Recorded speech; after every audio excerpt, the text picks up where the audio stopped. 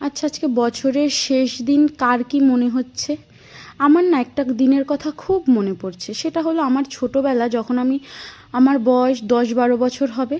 বছরের শেষ দিন না আমার বাড়িতে একটা ফিস্ট হতো। আমরা সব ভাই বোনেরা একসঙ্গে হতাম, কারণ আমরা বাংলা মিডিয়ামে সবাই লেখাপড়া করতাম তখন। তখন আমাদের ডিসেম্বর মাসের এই দিনটা ছুটি থাকতো, এই সময়টা।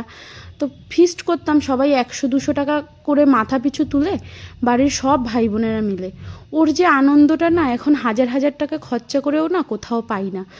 আর ভাবি যে আর বোধহয় দেখা হবে না সবার একসঙ্গে। বাংলায় একটা প্রবাদ আছে, গাঙ্গে গাঙ্গে দেখা হয়, ভাই বোনে আর দেখা হয় না।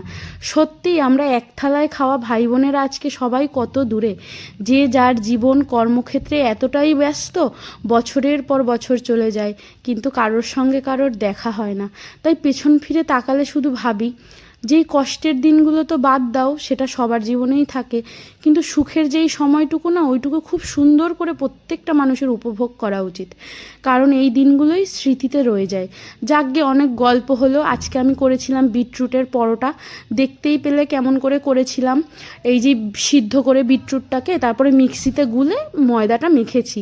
তাই অনেকের বাচ্চাই আছে যারা একদমই সবজি খেতে চায় না। এই বিটরুটের পরোটাটা দেখতে একটু কালারফুল হয়, খেতেও বেশ ভালো লাগে। বাচ্চারা বেশ ভালোই খায়। আমার বাড়িতে আমার বাচ্চা তো খায়, আমার জায়ের ছেলে মেয়ে আছে, ওরাও এটা পছন্দ করে। ওই জন্যই বলা, যাদের বাচ্চারা খায় না তারা একবার ট্রাই করতে পারো এরকমভাবে। আশা করি তোমাদের ভালোই লাগবে। যাকগে, সবাইকে নতুন বছরের শুভেচ্ছা। বাই, ভালো